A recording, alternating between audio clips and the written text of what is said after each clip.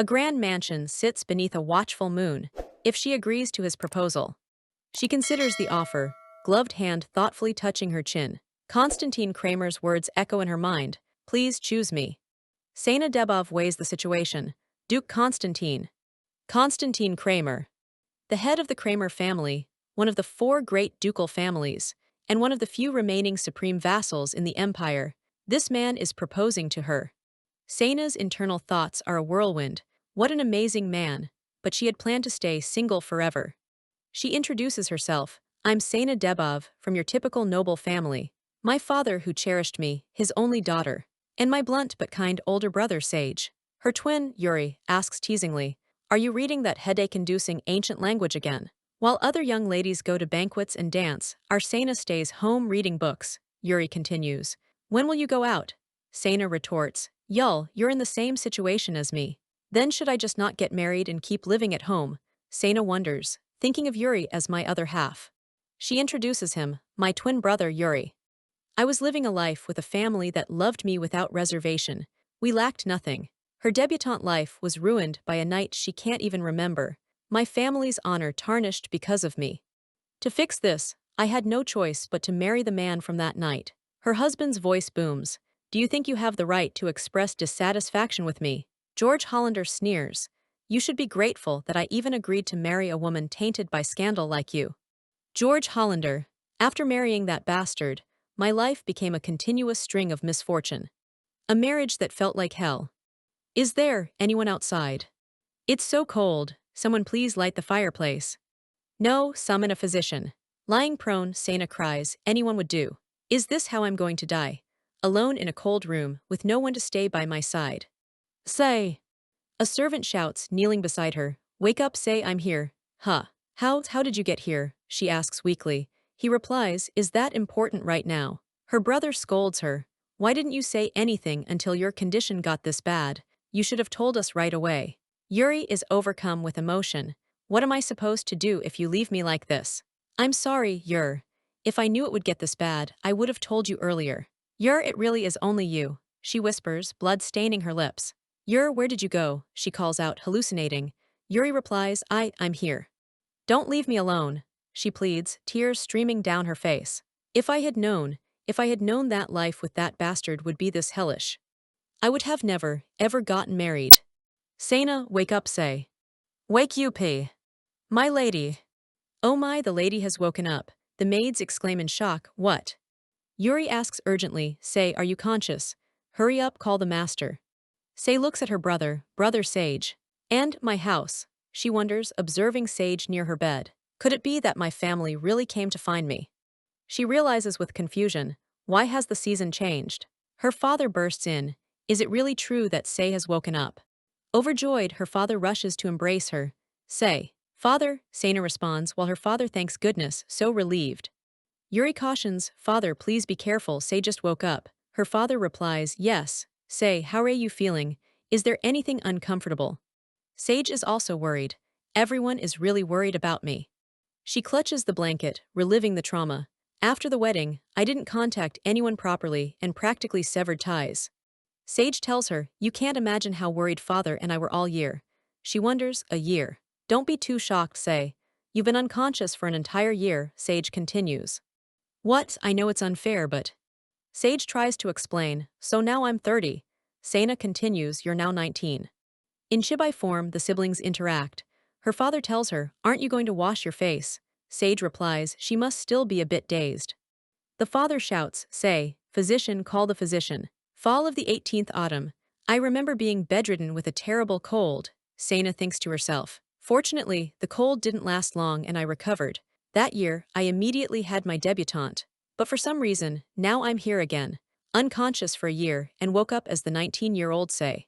I don't know how, but I've really traveled back to the past, to the summer of 19, before that awful debutante. The doctors discuss her case. It's really strange. She's been lying down for almost a year, but there's almost no muscle loss. Another doctor notes, she should be fine to move right away. The doctors say, is that really true? I'm surprised too. I can't even figure out what illness she has. I'm really sorry, Your Grace.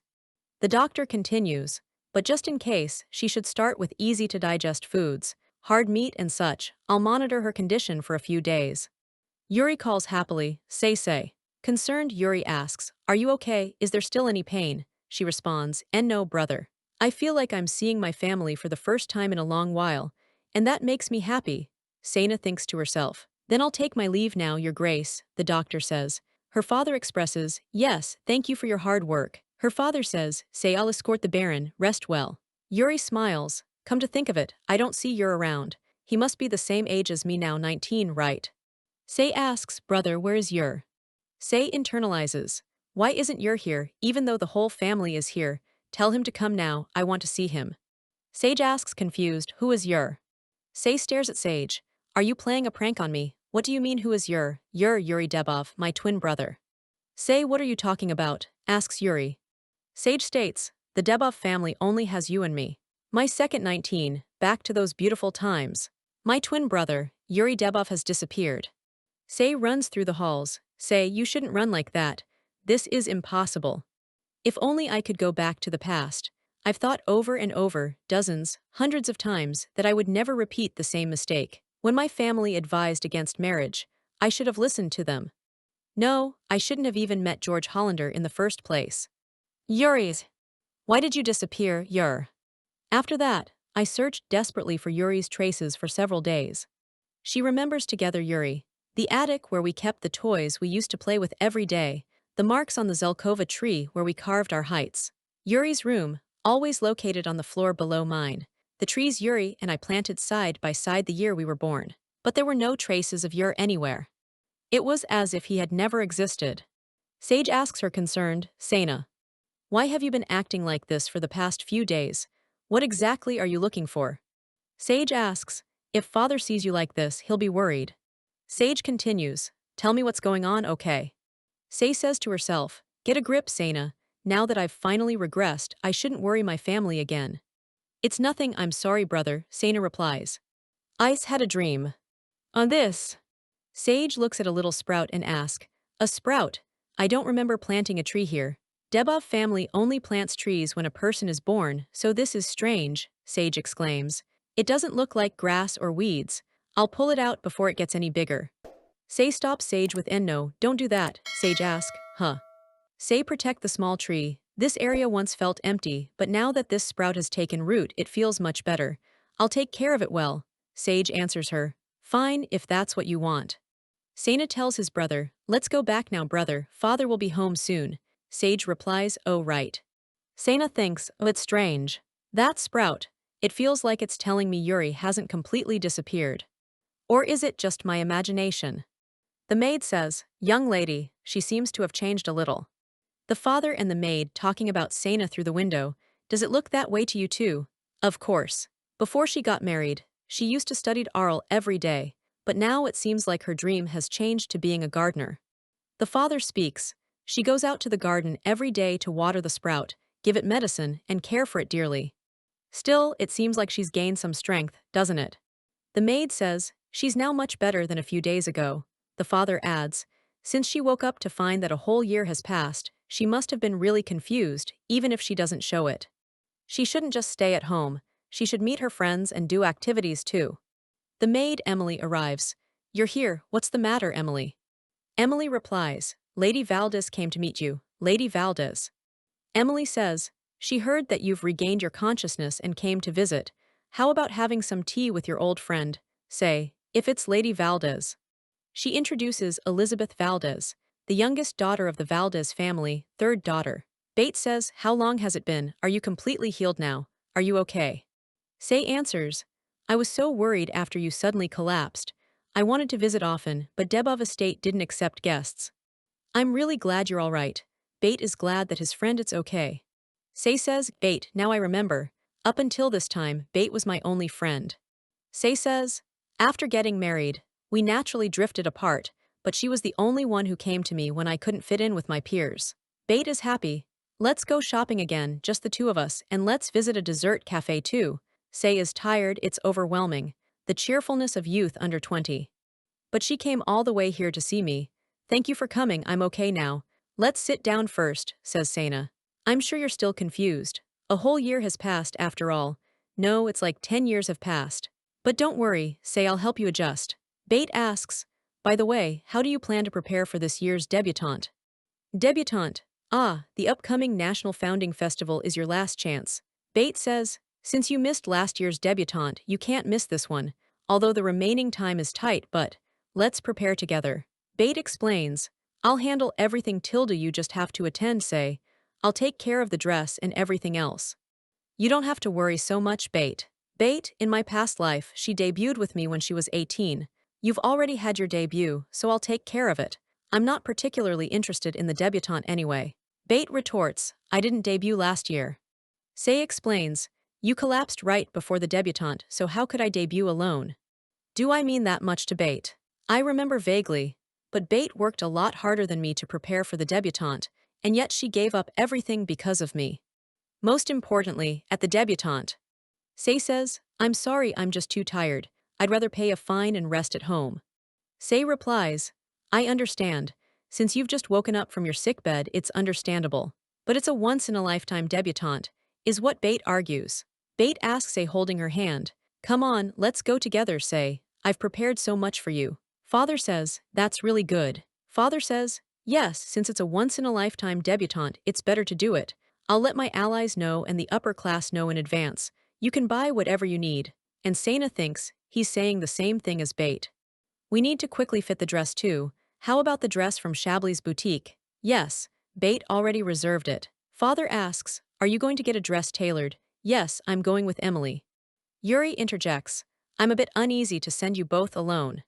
It's perfect that we're going together. Come in, says Saina. Pardon me, my lady. Saina sees Rupert and recognizes him. You. Rupert says, smiling, Rupert. Rupert starts to smile. When you are knighted, I want to build you a castle. How about it, Say? No, thank you. I'm sure it'll be something strange. Yuri says, teasing, no, it suits you perfectly. Even Say agrees. Say ask, what exactly is it? Something that complements your cool hair color. Rupert start talking. Hello, my lady, I will be serving as your escort starting today. Saina think, Sir Carrot. Actually, it's Rupert. Without realizing it, I called him by the nickname I used in my past life. Sorry, I misspoke. It's fine. Honestly, what a fool I am. That nickname was given by Yuri, no one here should know about it, but no one else except me. Yuri start teasing Say, you little, what's wrong with Sir Carrot? It suits you perfectly. Rupert and Yuri start fighting. What did I do to deserve this all of a sudden? I saw that frown of yours. Be brother, please stop. Say ask, more importantly, why do I need an escort all of a sudden? The founding festival is coming up soon. The streets will get crowded, and I was worried about leaving you without protection. Ah, that's right. In my past life, I found it bothersome and casually went around on my own. Rupert, all right, I understand. Yuri, really? I thought you'd say you hated the idea because it's bothersome. Say says no, staying safe is better. Besides this time. Someone says, there's a fly I need to chase away. Saina says, it's been a while this place. Say says, Charlotte's Boutique, one of the top 3 luxury dress shops in the empire. In Chibai version, Saina says, it was so expensive that I couldn't even think of stepping in after marriage. Rupert say, please go ahead, my lady. Saina, thank you, Sir Rupert. Rupert replies, I haven't been knighted yet, just call me Rupert. It's good to get used to it in advance. Emily talks to Saina. It's been a while, lady of the Devof family. The lady of the Valdez family is waiting for you inside. A boutique worker greets Bait. You look so radiant and beautiful, my lady. The color of the blonde dress your blonde hair perfectly. How can green look so stunning on you? Bait is happy, you're here. Bait say, you look beautiful, Bait. Really? Of course, you look just like a forest fairy, Tilda. Bait exclaims, I've prepared yours too. Hurry and get changed. This way, please. This is my dress. Oh my, it's so pretty, Say. I knew it would suit you perfectly, Tilda, don't you think so? Absolutely. You look stunning, Tilda. It looks even more beautiful now that you're wearing it. Bait tells Saina, if we walk in dressed like this, we'll definitely look like best friends, don't you think? Saina thinks to herself and says, I remember. In my past life, I didn't even know what kind of clothes suited me. I just wore whatever Bait picked out for me. Following Bait like that, I went to the debutante. Why don't we tie our hair similarly? We'll look like twins. Let's also visit the jewelry store later. I'll pick out some accessories that suit you. Through Bait's introduction. I met George Hollander. Say says, no, I'll pass. go to the jewelry store by yourself, Bait. Bait ask, why? Just because I don't really need anything else. Then you can pick something out for me instead. Really? Don't you have better taste than me? Saina tells Bait, but we're going to your family's jewelry store. It'd be odd if you're not there. Bait says, so that was your real intention. You've changed, say. Bait continues, you used to do whatever I asked, but now you seem indifferent about everything. Am I no longer your best friend? Say ask Emily. Then take Emily with you. Emily, let them know Bait is my friend and should be treated as an honored guest. Emily answers, yes, understood. Just this once, I'll let it slide. I feel bad for Bait, but things follow the same flow as my past life. It will all end the same way. For the sake of the family who truly loves me, I can't willingly walk toward misfortune. Say asks, my lady, shall we return home now that your dress is ready? Say orders, no, please call Madame Charlotte. Say says, I want my dress retailored from the beginning. I'll do everything differently from my past life. Time passed, and it was now the first day of the founding festival. Oh my lady. The maid says, you look absolutely gorgeous. One of the maids says, is this dress from Charlotte's boutique? How do they manage to complete it so quickly, especially during the busy debutante season? The Emily maid says it's simple.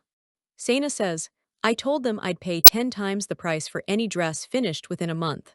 Saina tells Emily, not just my debutante dress, but I also ordered about 50 more dresses for future occasions. Since I won't stay cooped up at home like in my past life, I'll need plenty of dresses. Saina states I'll be going out in this dress today. The Emily answers, today, but it's the first day of the founding festival, it'll be so crowded. Emily questions, my lady, could it be? Saina says, are you planning to watch the parade? Smiling, Saina says, of course, I've been waiting for this day. Rupert to say, well then I'll be off, my lady. Saina replies, please return before the debutante ball. The founding festival, an event celebrating the empire's founding while praying for its everlasting history. On the first day, a parade led by the guardian spirit takes place during the day, followed by a debutante ball for the noble ladies in the evening. What I'm interested in is the guardian spirit featured in this parade. In ancient times, during a civilization called Arl Promessa, most people controlled guardian spirits through pacts. However, as time passed, many families lost the conditions required for these pacts, and in the current era, only 4 families, aside from the imperial family, still maintain their guardian spirits: Rosedale in the southeast, Aberdeen in the northwest, Francis in the southwest, and Kramer in the northeast. Long live the McFadden Empire. Long live His Highness the Crown Prince. Rupert say, my lady, please watch your step near the railing. Saina says, this parade was the last one I saw in my previous life, and if my memory is correct, the family participating this year is the Kramer family, right? Saina wonders, I heard they swapped with Aberdeen this year because of a surge of magical beasts in the Aberdeen territory. This means we'll get to see Kramer's lion guardian spirit this year. Strange. In my previous life, the Aberdeen family participated without any issues. It's the guardian spirit. The black lion of the pact morphed. Rupert say to Saina, wow Tilda, it's incredible. This is my first time seeing Kramer's guardian spirit. They say it resembles a massive shadow, and it truly does. Saina internalize. Seeing it in person, it's more mystical than I expected. That's not a guardian spirit. Rupert ask, pardon, no it's nothing. What was that just now? I don't even know much about guardian spirits, so why did that thought suddenly cross my mind? If the Duke of Kramer heard me say that, he'd be utterly dumbfounded. In that moment, my gaze became locked on a single man, unable to move away. Saina say, the head of the Kramer ducal family, and the master of one of the 4 guardian spirits, Constantine Kramer. His eyes were directed solely at me. That person is Constantine Kramer. I met his gaze right now. Kyan Ackroyd from House of Ackroyd. Kyan, sorry, did I startle you? Say, no, I was just too focused on watching. Kyan, it's okay. I heard you had woken up, but it's nice to see you like this. I was going to visit, but the Devof family wasn't accepting visitors. Are you feeling better now? Saina responds to Kyan, yes, thank you for your concern. We refused all visitors because of the Foundation Day preparations. Kyan is smiling and happy. I'm glad. Before, Kyan and I became close thanks to Yuri, and we spent time together after that. Saina remembers, I thought we might not have stayed close this time, but even now we're still friends. Saina wonder, by the way, what was that? Constantine look at Say while she thinks, I'm sure our eyes met, but was it just my imagination? Kyan ask, Saina, did you come out to see the guardian spirit as well? That's unexpected. Saina answer, ah yes. Saina says to herself, I like it. Kyan ask, I like seeing the guardian spirit. Oh right. Saina lies. Just came out for a moment to see the guardian spirit. I need to go back soon to get ready. Kyan says, you seem busy. I thought we could have a cup of tea since we met after a long time. Sorry, Saina answers. I'll make sure to invite you to the mansion after the debutante. Kyan invites Saina. How about giving me the first dance at this party? Saina replies surprised. Are you asking me to be your partner? Kyan embarrassingly answers. Ah, of course, if you don't have a partner yet. Kyan backs down. No sorry, forget what I just said. Saina internalize, I would love to. Kyan says, I was planning to go with my brother anyway. If you don't mind, come to the waiting room later. Saina smiled. Was this really okay? Wasn't that exactly what she wanted? Kyan with a bright smile responded, yes, should he just meet her at the waiting room? Got it. He added that he needed to get ready, and that he will come get her in a bit. Saina agreed and said she will see him later. A guard noticed Saina and Kyan talking, and in distress told her that the young master would be very, very upset. Saina asked if he was talking about her brother. She realized Kyan would likely have a hard time from him for no reason. Well, come on, no way. Kyan jokingly scolded her. Miss, she couldn't smile at just anyone. It was very lethal, you know. Saina, annoyed, replied that he was saying nonsense. Anyway, Kyan said she should save that smile. That if she wanted to seduce someone, then she should seduce him. It will be very effective. Someone thinks about Rupert, and how he assigned someone to guard Saina, but he became useless. He was upset because, aside from not being able to handle a sword, he's completely incompetent. He decides it's best to change the guard. Bate, upset, said that Sir Rupert did nothing wrong, and she was the one who proposed to be partners with him first. Then she asked Saina what she did. Bate panics about what happened. She then asks Saina if she has always liked Lord Ackroyd. Saina responded that she has not and asked how she came to that conclusion. Bate then questioned if he threatened or forced her. Saina replies it's not like that. They just happened to meet while watching the parade and decided to do it together. The guard yelled that this wouldn't have happened if Bate had done her job as a guard properly. It's all her fault. Bate asked if it was all because of her. Saina thinks about how different her brother is when Yuri is not around. She notes that Big Brother's personality seems to have changed a lot. Bate wonders if Elizabeth had found a partner. She recalls that before, she and Sage were partners. Bate remembers that Yuri became Elizabeth's partner because she asked him. Since Yuri isn't here, did she not ask this time? Saina thinks to herself that it's not something she should worry about.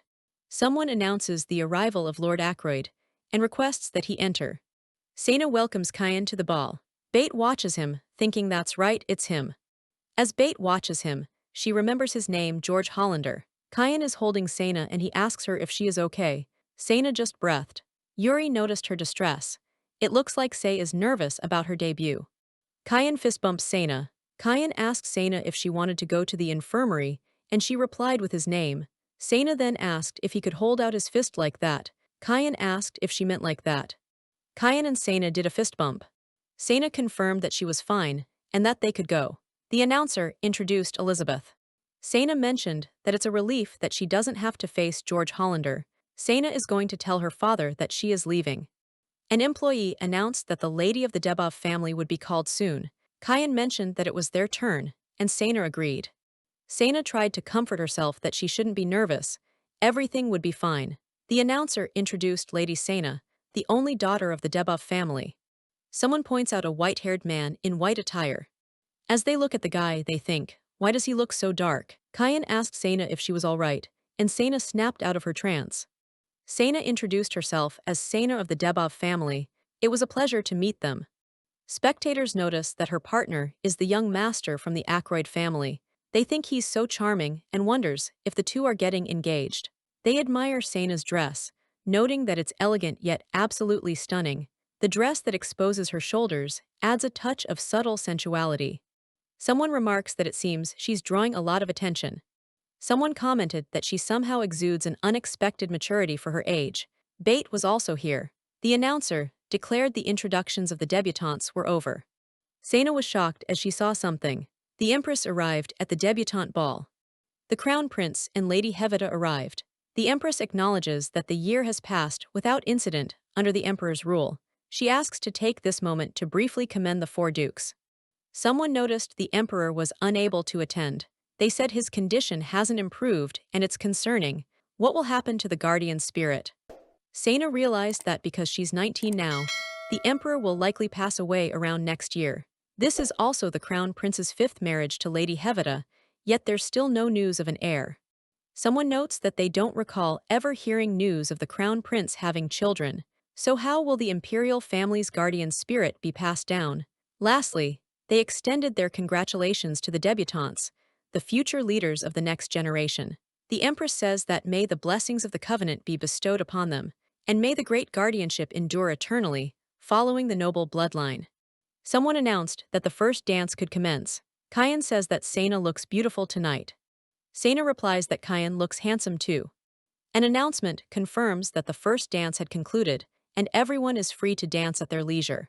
Saina thanks Kyan for the dance, and Kyan replied that he enjoyed it as well. Duke Kramer shows up and asks the lady of the Devof family for a dance. Saina asks Duke Kramer what's the matter. Saina is shocked, wondering why Duke Kramer is asking her to dance. She remembers that in her past life he was Elizabeth's husband. Now she remembers that he was Elizabeth's husband. Saina notes that she missed the chance to refuse and feels overwhelmed. Saina wonders what is up with this man. It was the second time today something felt off to Saina. Saina also noticed a strange aura and wondered what he was hiding. Someone thought he was great at dancing. Saina wonders about those black wings. Duke Kramer asked her if she could see something over there. Saina replied that she was just a little nervous, and then realized the wings disappeared. Saina wondered if it was just her who saw that, and that she had something she'd like to ask. Saina asked why he asked her to dance. Duke Kramer responds that he wanted to ask her a few things. Saina realizes that there was a reason after all, and asks Duke Kramer to please ask away. Duke Kramer asked if the Devof family is connected to Arl Promissa in any way. Duke Kramer states he has a few things he wants to ask. Saina thinks that there was a reason why he asked her to dance, and then tells him to go ahead and ask. Duke Kramer asks if the Devof family is connected to Arl Promissa. Saina asks him to excuse her, and then to let him rephrase the question. Duke Kramer asks if there is a covenant maker among her ancestors. Someone is talking about how the MacFadden Empire has been able to endure for 1,000 years. Someone says that now, only the four dukes' families remain, but in the early days of the empire, it was rare for a family above the count title to be without a guardian spirit. The Devof family has existed since the early days of the empire, so they must have had one, right? Saina then replied that yes, that's what she knows. Duke Kramer asks how long the power of the covenant lasts. He asks when the lineage of the guardian spirit was broken, right? Saina answers that she's not exactly sure, and she doesn't even know what kind of guardian spirit it was. Saina believes it was more than 100 years ago, around 3-4 generations back. Compared to other families, it was passed down for quite a long time. Duke Kramer stated that she's the covenant maker herself, but now, it's just something from the past, then asks if he may visit the Devof family. Saina says that he wouldn't mind, of course, and in her head she wondered why on earth. Saina wonders what his true intention is. She can't even begin to guess why His Excellency would like to visit the Devof family. It's not an official visit. He wants to see the documents related to the guardian spirit of the Devof family. Of course, she agreed, but only within limits permitted by the head of the family. It's just personal curiosity, so he hopes she doesn't feel too burdened by it. Saina mentions she will inform her father. There is an investment salon being held at the Devof house in 5 days during the founding festival. He can come then. Duke Kramer says that he hopes she will guide him. Saina says that she'll look forward to it, as she questions why things were turning out like this. Someone notices that it seems the Duke has a taste for the pure type. It's the first time they've seen Duke Kramer dancing at a party. Saina couldn't hardly breathe and needed to leave. Saina didn't want to be the subject of gossip anymore. An employee asked if he could ask for her next dance. George Hollander introduces himself. Saina is in shock at seeing George Hollander. Saina apologized and said she wasn't feeling well. Saina wondered why he was acting like that all of a sudden. Is it because they haven't met in this life yet? As Saina's head hurts, old memories were coming back again. She was prepared, but when she actually faced him, Her body wouldn't move as she wanted.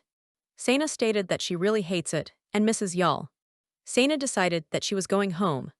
Someone asks if she's really on that terrace. Bate asked if that was Saina's voice and said she saw her going that way.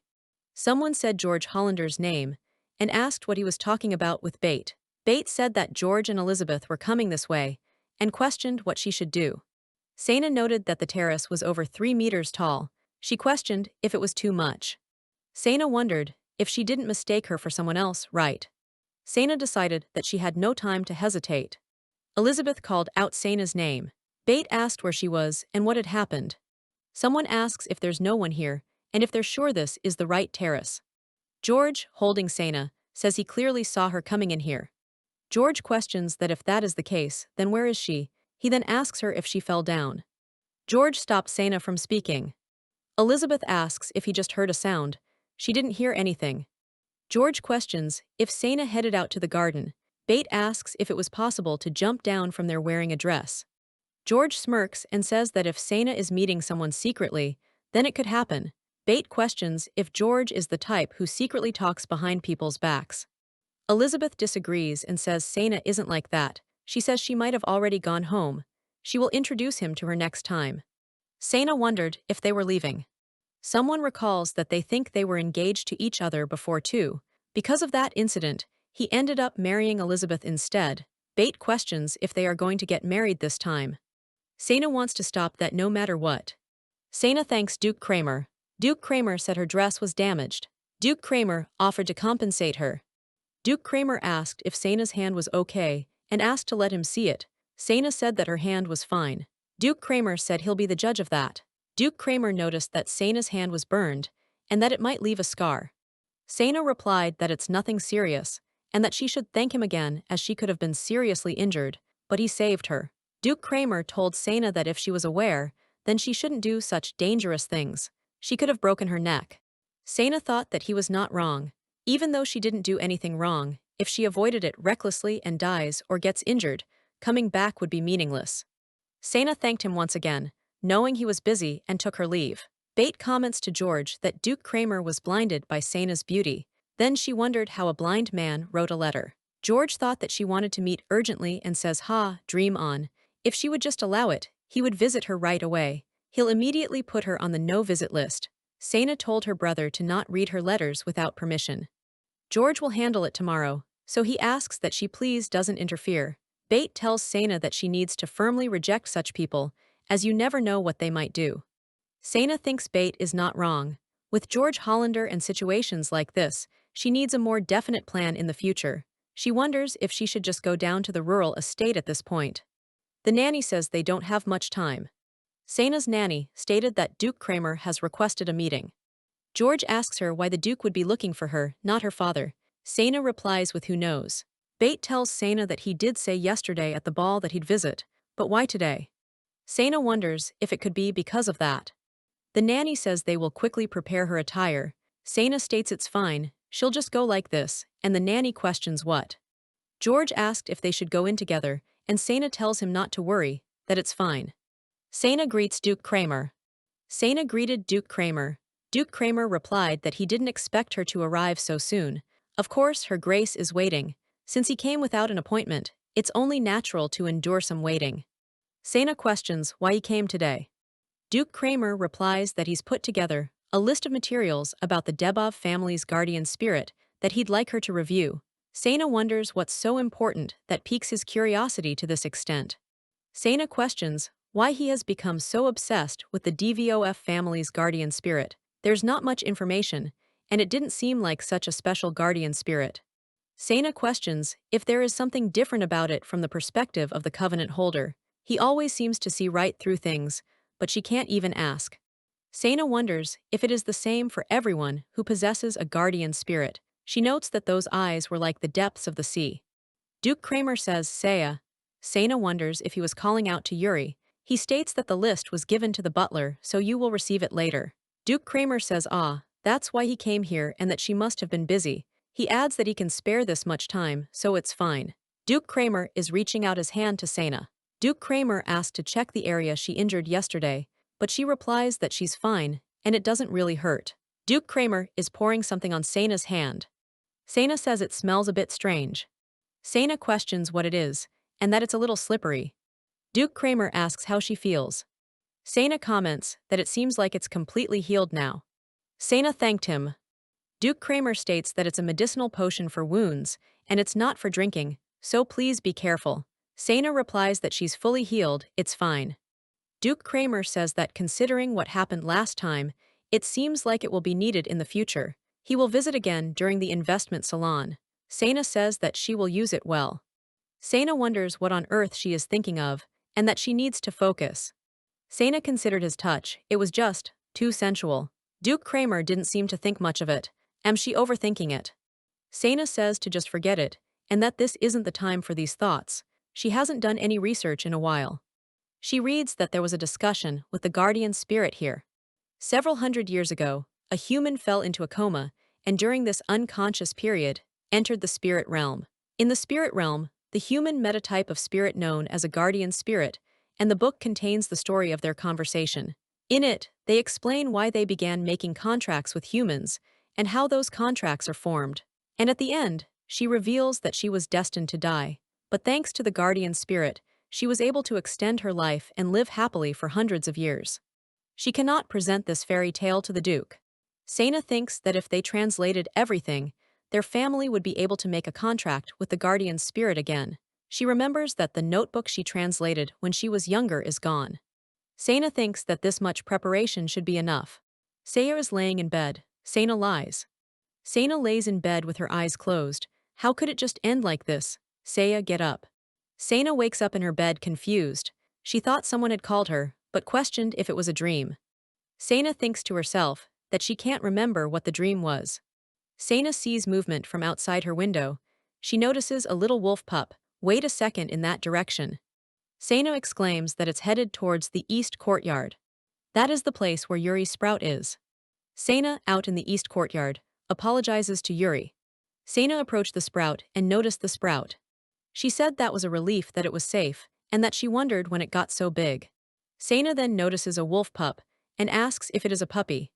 Saina asked where its mother was and why it was here alone. Saina asked if the wolf pup had nowhere to go and if it would like to come with her. The nanny questions if Saina has woken up and noticed that animal.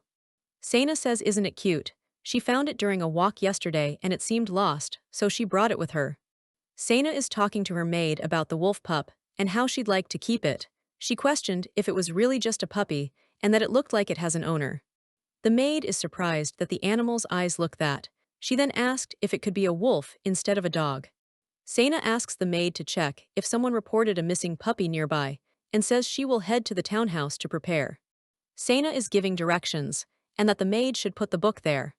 Saina is giving directions to her maid. She asks her maid to hang the frame a bit further to the side. She is at Debov's townhouse. Saina hopes everything will be fine and that the Duke will be satisfied. She is getting ready. Saina questioned the commotion and noise that was going on. The maid says that it's half the wine they were going to serve. Saina suggests a solution. Saina suggested a solution. Debov's salon day has arrived. Someone commented that the wine was really exquisite and of a 853 vintage. It's not just comparable to southern wines, it's far superior. The wine is so delicious that someone can't believe it even exists in the East. Someone exclaimed that Count Debov's taste is extraordinary. He questioned how he found such a wine. Count Debov said he flattered him and told him to enjoy it to his heart's content. The Count's son asks how Saina knew about things like this. The Count stated that it's fascinating and impressive. She struggled a lot in her past life, trying to find good, affordable wine. Eventually, word of mouth spread, and it became so expensive that it was out of her reach. If she had known, she would have taken on debt to stock up. The maid said that Duke Kramer has arrived. Saina welcomes him to the county of Debov and says she will guide him to the portraits. Saina mentions that during his research, he discovered something new. The background of the portraits of the family heads changed to a single color at some point. Saina believes this may be connected to the period when the pact was lost. Duke Kramer asks how many generations ago did the single-color background first appear. Saina said that it seems to have ceased anywhere from 150 to 200 years ago. Duke Kramer states that the ascension and retirement of the family heads are usually recorded precisely, but this period is oddly vague. She notes that the heads' lifespans were short, and the titles passed on frequently within one generation. Duke Kramer suggests there could have been a major incident during that time. Saina questions if asking the Duke directly would be rude. Saina introduces the ancient books. Duke Kramer says there's something about the correlation between court and noble cultures that it would say if translated. Duke Kramer exclaims that her Arlesian skills are impressive. Duke Kramer also mentioned that he heard she was a big fan of the Age of the Covenant, which is why she's so good at Arlesian. Saina states that it's just a hobby of hers. She thinks that he must have heard rumors that she's obsessed with Arlesian. Duke Kramer states that for someone who calls it just a hobby, her skills are better than most scholars. Saina states that he flatters her and that she only studied alone at home, so it's not that great. Duke Kramer said that it's not flattery and that he is merely stating a fact. It's the final day of the founding festival, imperial banquet. Duke Kramer asks Saina if she had a partner to attend it with. Saina questions what he said and that she doesn't have a partner, but Duke Kramer asks why me. He responds that it is because he's interested in her. Saina rethinks it. If she becomes partners with the Duke, there will definitely be rumors. It will start with questions about their relationship, and then rumors will spread about whether or not they are getting married. Later, if they don't get married, they'll say something like the Duke and her aren't getting along, and that label will stick. Am I lacking? Saina wonders to herself if she's that undesirable. Duke Kramer tells Saina that it is not at all. That's not it. I just never thought about it. Duke Kramer then asks if Saina doesn't dislike the idea, does she? Saina replies no, she doesn't. Duke Kramer said that he shall come to pick her up. Saina responds that she doesn't know anymore and that whatever happens, happens. This is the last time she'll do this, anyway. Servants showed her the presents.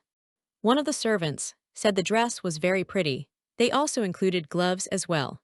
Duke Kramer giving her gloves. Usually, gloves aren't included in gifts, right? Maybe he didn't like how it felt when I touched him before. Is he saying, when you accompany me today, don't even think about touching me with bare hands? I give up. I'll just stop thinking about it. It suits you well. Thank you for the dress, Your Excellency. Does he always fold his handkerchief like that? And what's with those dark purple and black accents? It's like we're matching as a couple. Anyway, designs can overlap. It's probably not intentional. By the way, he's wearing gloves again today. It must be uncomfortable. Does he have sensitive skin? I can't do this, I'm so nervous. She started sweating. The Imperial Palace. The maid asks Saina to step down. Saina stated that she would. Bare hands. Saina says she will fall. Duke Kramer says that Saina really does fall often. Saina in his arms. Duke Kramer tells Saina she fell down a lot, right? You'd better not go alone. Then let's go together. The Guardian of Morph's mission. Duke Constantine Kramer and his partner, Lady Macfadden Devof. Didn't Mr. Devof say his youngest daughter was studious and uninterested in society? Someone gossiped. That's right. That calm and elegant demeanor is far beyond her age. The ladies whispered about Saina's unexpected appearance. That black and white pairing is rather odd, one observer noted, eyeing Constantine and Saina. It seems like there's more to it than that. Look at the dominant colors, guess. One lady exclaimed, oh my, you're right, what's their relationship? Saina steeled herself, it's fine, I can endure this. She was used to whispers and scrutinizing gazes, unfortunately. The moon that upholds the Empire's night. Please welcome Empress Charlize Macfadden. The announcer's voice boomed through the hall, followed by, please welcome Prince Gillian Macfadden and Lady Hebeta Elaine Barnes.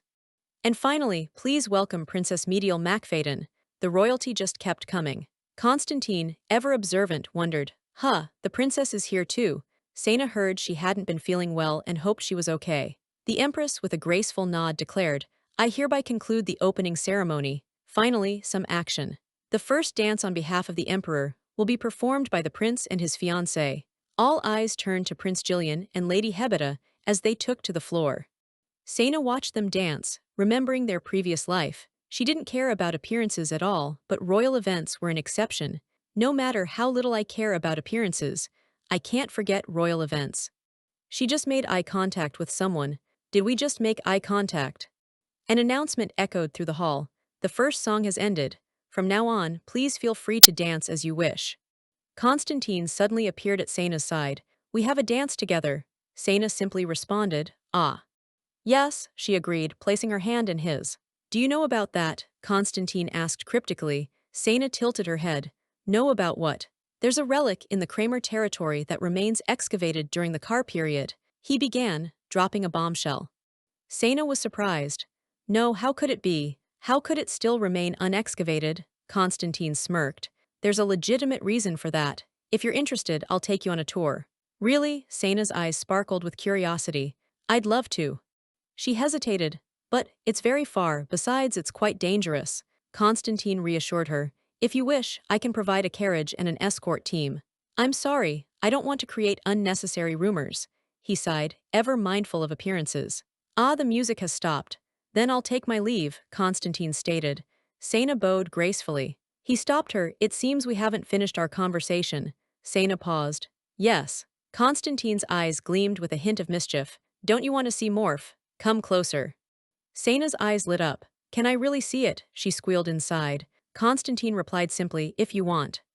I got distracted, she thought, realizing she was being played like a fiddle. She wondered why it turned out this way. Honestly, I'd be lying if I said I wasn't curious, Saina admitted, internally sighing. Constantine waited expectantly. He leaned closer, a sly smile playing on his lips.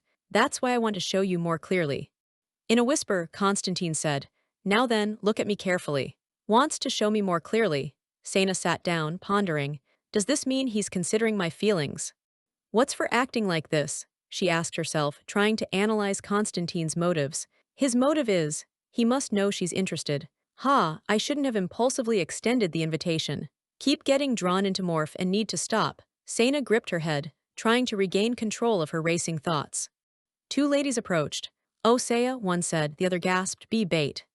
Meeting here, huh? Are you taking a break? Bait asked as she walked over. My feet hurt a little, probably because I'm not used to wearing high heels. Ah, that makes sense, Saina replied. She thought it was odd that so many people were gathered in the lounge. How strange. There's no reason for anyone to gather in the lounge at this time.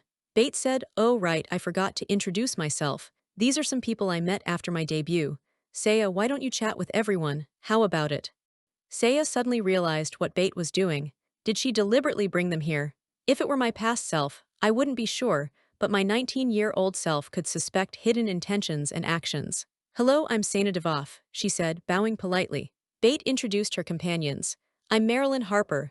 Then, I'm Crown Prince Consort Elaine Barnes. Crown Prince Consort, Saina repeated internally. She was puzzled. If she's Hebeta, why would she introduce herself like that? Hebeta is a term signifying both status and position, from being the prince's fiancée to becoming the crown prince's consort. The empire of Macfadden's royal family inherits the royal guardian decree through their bloodline and their oath to protect the nation. The proof involves two phases. First, finding a woman capable of carrying the royal bloodline. Second, proving that she can conceive a child. Pregnancy is essential, and the prince's fiancé is usually limited to one.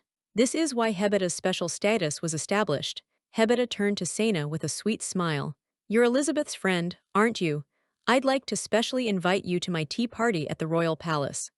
Saina responded, I don't intend to criticize or argue. I'm not sure if you're aware, but this isn't a tea party just anyone can attend. Hebeta simpered, so you're quite lucky. Kirsten exclaimed, oh my Saya. Bait chimed in, oh sister Kirsten. Oh just call me Kiki, Kirsten replied. Oh my, why is this place so crowded? Beautiful girl, are you free next week? I'll send you an invitation to a tea party, so you must come, okay? Saina knew Kirsten wasn't just being friendly. You're not saying you dislike it, are you? It's just I'm not used to it. Kirsten shot back, so rude. Saina observed, even though Ackroyd's status is high, it's strange they didn't greet the crown prince consort. Kirsten insisted, Miss, I have good eyesight and solid skills. If there's a crown prince consort in this room, of course, they should greet her, right? Ah, I see Hebeta now. Hello, Kirsten said, now suddenly acknowledging Hebeta's presence. Bait said, Saya, I can't chat much more for now. Let's hang out next time, okay? Kirsten turned to Saina, a curious expression on her face. HMPH. Saya, are you friends with that lemon-haired girl, Bait? I'm not sure either, Saina said thoughtfully. It depends on how you define friends, it will be different. When I told you a secret, did you tell that to that girl? Does Kiki have a friend like that? Kirsten laughed, putting a hand on Saina's cheek. That's right. Your standards are high, so if something good happens to you, would she congratulate you? Saina tilted her head, curious. Something worth celebrating. Kirsten giggled. Exactly tilde because it's something that would make many people jealous. Kirsten tapped her chin thoughtfully. For example, you would marry with a man extremely handsome, rich, and of high status. That's right, someone like Duke Kramer, Kirsten exclaimed with a mischievous grin. Kirsten leaned in, whispering conspiratorially, Saya, what do you think if you marry Duke Kramer? Saina's mind went blank. Marry your friend's husband. Saina realized how the social scene was turned upside down when the news of Elizabeth and Duke Kramer's marriage came out. Saina wondered about people's reactions. What was it like? Bate thought to herself, ha, such a cunning woman, we have to call her the Duchess from now on. It really annoys me. Another lady murmured, do we really have to bow down to the third daughter of the Valdez family? Does that even make sense? Someone scoffed, who would disagree? It's really upsetting. Another lady resignedly thought that Saina, she got lucky marrying a good husband, that's all. Bate mused. Honestly, it would be a lie to say I wasn't envious as well, because it means having a chance to see Malfour up close. Saina thought that her feeling a slight envy was almost as if she's betraying my fiancé, so even thinking this way felt like a sin. Bate felt she blamed herself for showing any signs of envy to such a friend. But if it were the opposite situation, she thought as her frustration grew. Saina couldn't imagine that. A voice snapped Saina out of her reverie. What? Constantine looked concerned. The fact that you're hesitating for so long already gives me the answer. Saina stammered. That's not it. It's just that I realized I don't have any friends. I'm not good at making friends. Kirsten grabbed Saina's cheeks. Say you're so cute, so how couldn't you have any friends? Tilda's sister. Didn't you say you were so obsessed with studying that you weren't interested in anything else? That's why you don't have friends, Bate added. Kirsten held Saina tightly. Nonsense, say that's part of your charm. It's not like I said anything wrong, Bate defended herself. I was just stating what I heard. Evian Dimitri. Kirsten chimed in, haha, that's true, so from now on I'm going to be more active. Don't worry, I'll be your friend. I wish Say was my little sister, Bate suggested. If you want to become family so much, why don't you marry her off to Kyan? Kirsten frowned. Oh, Tilda, that's not a bad idea, but that guy is not very reliable. Saina interjected. What about my opinion? Or you could marry the eldest son of the Devof family. Saina was surprised by her own suggestion. Wait, Kiki and my brother. Even though my brother can be a bit of a goofball in this life, they actually suit each other quite well. I would welcome Kiki as my sister-in-law, Saina thought. Kirsten admitted, my brother might be a bit of a fool too though. Haha, your honesty makes it not sound like flattery at all.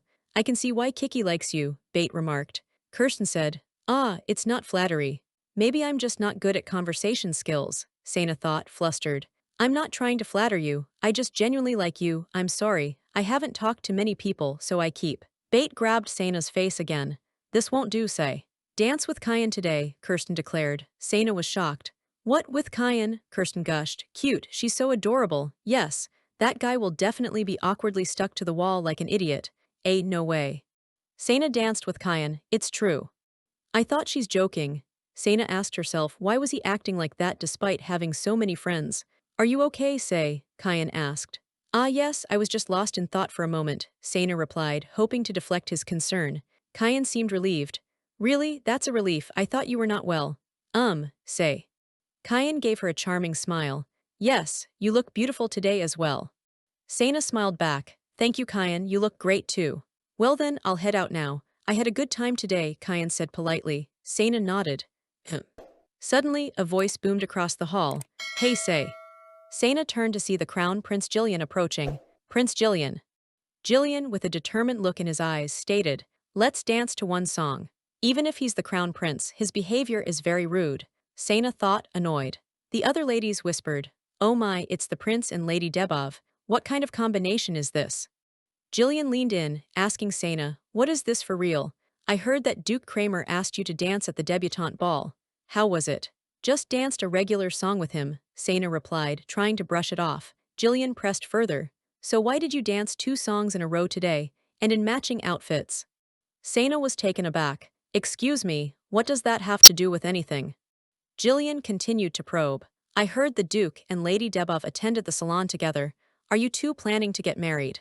Saina's thoughts raced. Why on earth is he asking this?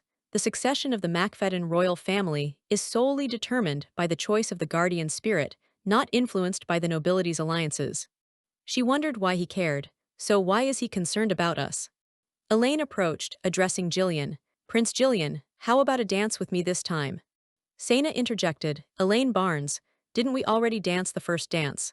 Jillian looked frustrated. Even though, if you run up to me every time I dance with another woman, what does that make me? Prince Jillian, it's not like that, Saina began.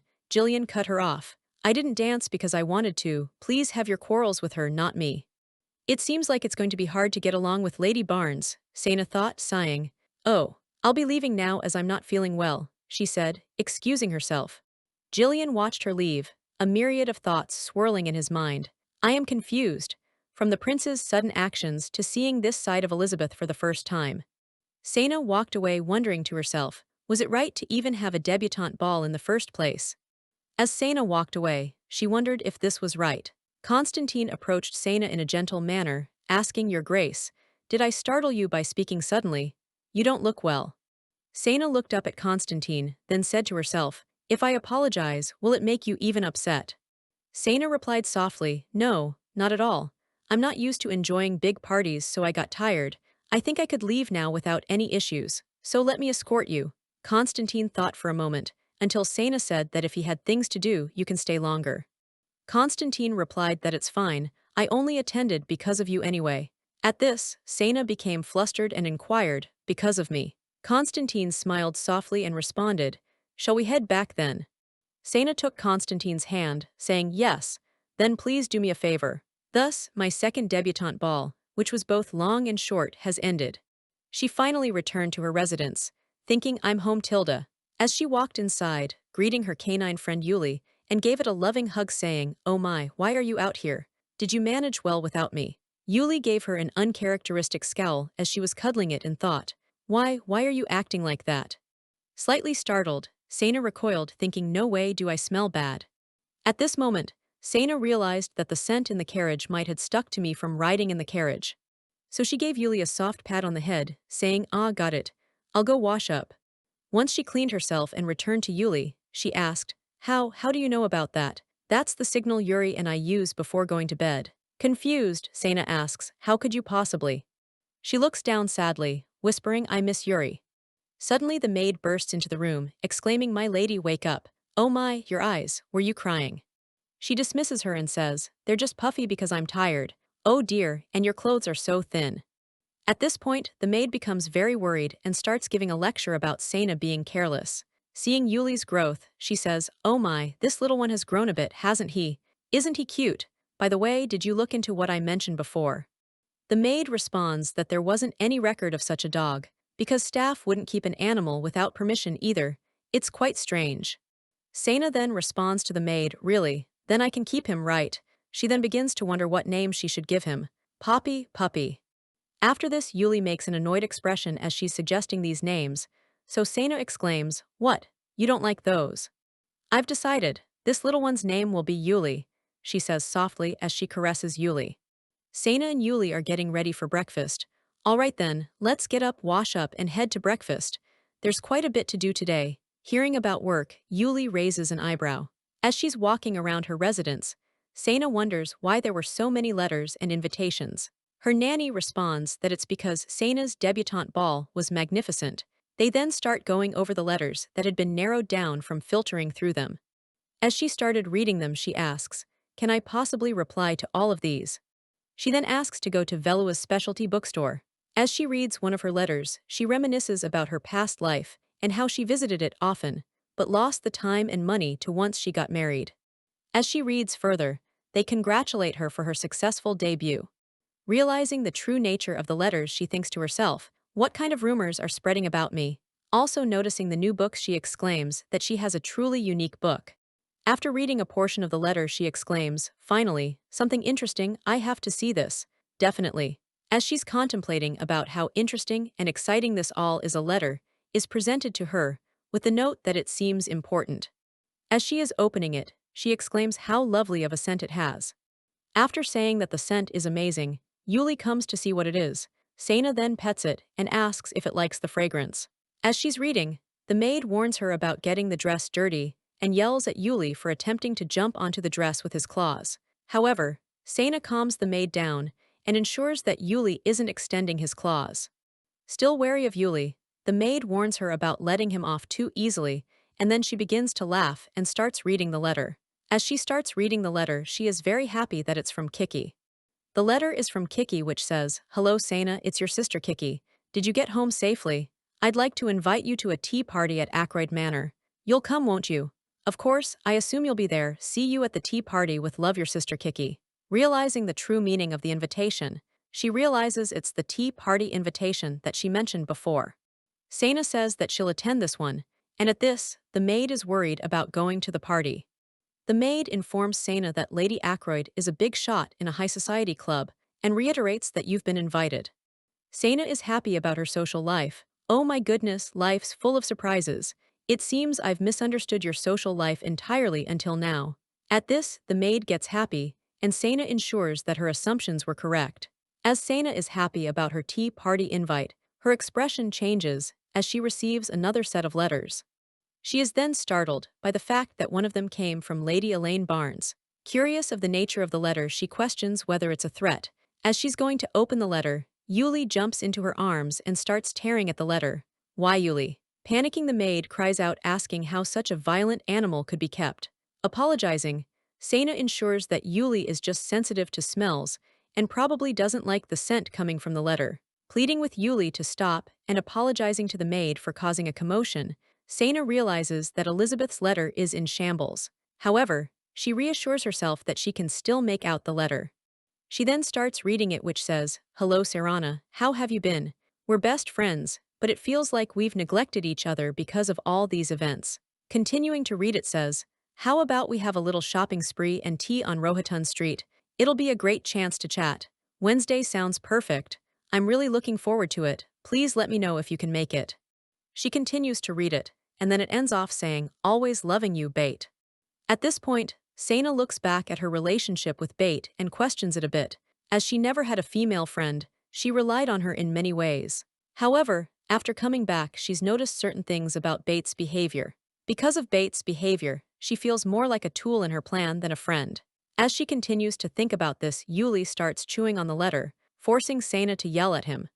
After she stops Yuli, she proceeds to read the next letter from Elaine Barnes. She mentions that the letter she was sent isn't the usual gold envelope meant for royalty, but that it makes sense because she's only the prince's fiancée.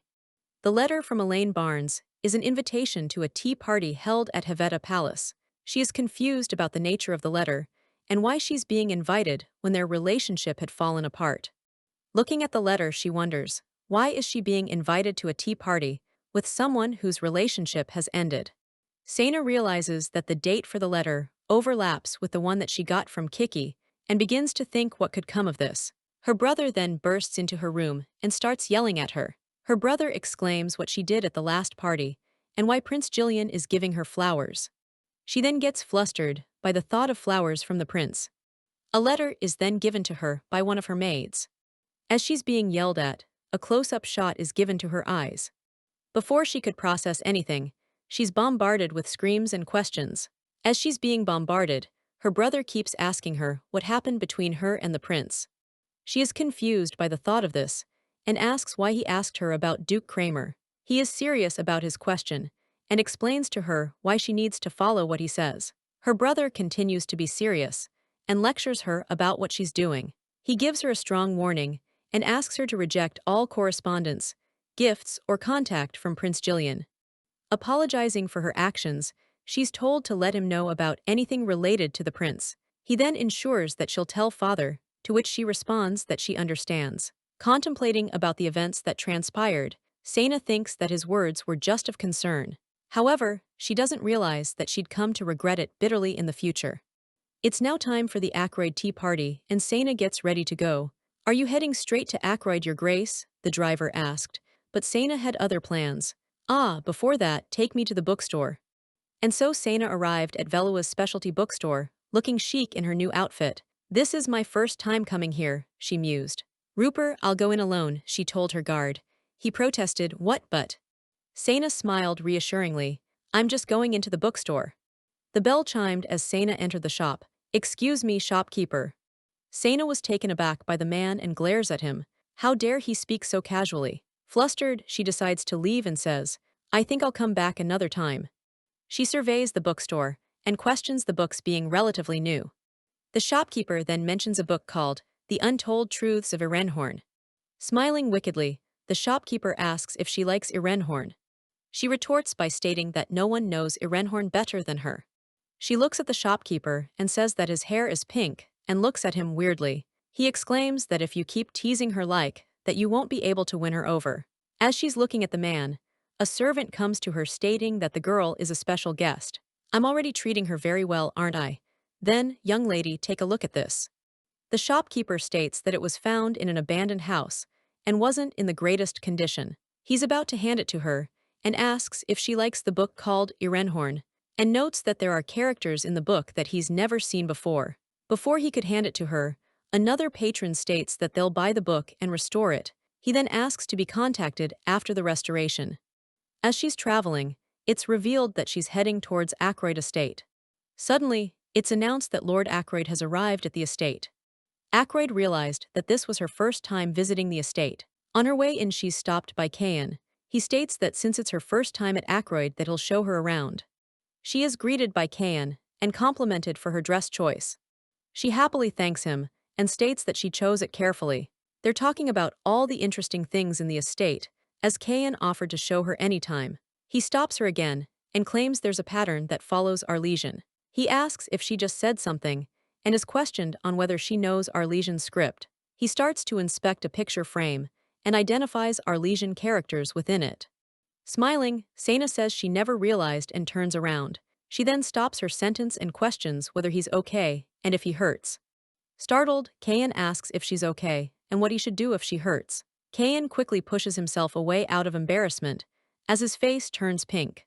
To break the tension, Kirsten steps in, questioning whether she's interrupting an important moment. She attempts to justify bumping into his chin, but Kirsten waves it off as something that didn't happen. Kirsten warns Cain not to hurt Saina. Kirsten tells him that they should go now. As they're walking, Kirsten reminds her that if she's come to Ackroyd, she should meet her first. Contemplating the events, Cain wonders whether that's true. Arriving at the tea party, Kirsten dramatically announces Saya's arrival. Saina greets everyone and introduces herself as Saya Devof. Wondering about the lack of people, she starts to question the members and realizes that Cain has been monopolizing Saya. Kirsten explains that they're only meeting with the main members today and that she'll introduce her to the others later. Introducing everyone, she starts off by pointing out her best friend, Evian Dimitri. The last member is revealed to be the Florcia of the Aberdeen family. A close-up is given of the girl named Florcia, who is a member of the Aberdeen family. It's then revealed that her brother is the Duke of Aberdeen, the owner of Irenhorn. She is identified as Florcia, the sister of the Duke. "This is Florcia." Saina is excited and says hello, only to be warned about acting arrogantly. Florcia asks if Saina has ever seen people who change their expression at the mention of the name, Aberdeen, and says she's bored and wants to change the program. She asks if she's interested in her brother, in which she'd tell him directly. As she's about to state who's more appealing, she stops as she remembers why she's here. She then recalls why she's here and tells Saina that it's because of Irenhorn. Teasing Saina, Florcia says that she's obsessed with Irenhorn. Apologizing, she states that two people came to see her to talk to the Duke. She's surprised that this has happened. As the two laugh, Saina asks if she can speak plainly with her. As a top-down shot is given to the group, she questions how she could have been friends with these people in her past life. As she's relaxing, she can't believe how happy she is talking to the other members.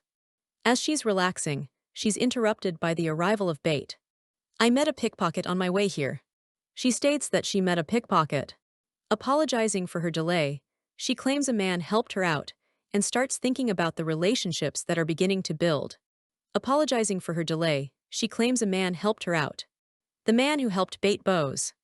The man who helped Bait is presented before Saina and Bait. The man introduces himself as George Hollander. Saina states that they're not friends. Bait retorts that had the gentleman not been there, it could have turned into a big problem. "What, almost got pickpocketed?" Bait was shocked. "Are you hurt anywhere?" Luckily, Saya smiled, "there was a gentleman here to step in and help." "That's such a relief," Bait sighed, thanking the man. "Thank you, George, for helping Bait." "Haha, it's nothing," George replied, flashing a quick smile. I just did what needed to be done, George thought, pleased with himself. In a past life, George continued, I was in the exact same situation. Then he said, the lady might feel a bit uncomfortable, so just 1 cup of tea is enough for me. No way, the other lady stated. We can't let our benefactor leave like this. If it weren't for this gentleman, the blonde lady stated, it could have turned into a big problem. Then turning to Saya she said, Saya, greet him as well. Saya smiled. Well then, I'll be going now. Huh, what? Saya thought, snapped out of her trance. You should treat the benefactor properly before leaving. What am I supposed to do by myself? Saya, no, it's not like that, George said, trying to defuse the situation. Bate joked. Ah, but aren't you two partners? Could it be that you two are secretly dating? Just saying so would be enough. Saya suddenly froze. I don't understand why you're pretending it's your first time meeting. Well then, I'll take my leave now, George declared. Suddenly, Saya grabbed his arm, yelling, Wait, my lady. Don't touch my hand, Saya screamed, slapping George away. George was smug. Haha, anyone seeing this might think I'm hitting the lady. Rupert ran to the scene. My lady, what's going on? Did this person do something to you? Rupert asked. George tried to explain. It's a misunderstanding, I'm not a stranger. Saya yelled. All right, Rupert, just let it go and leave. Rupert seemed to understand Saya's intent. I know already, Rupert declared, his eyes narrowing at George.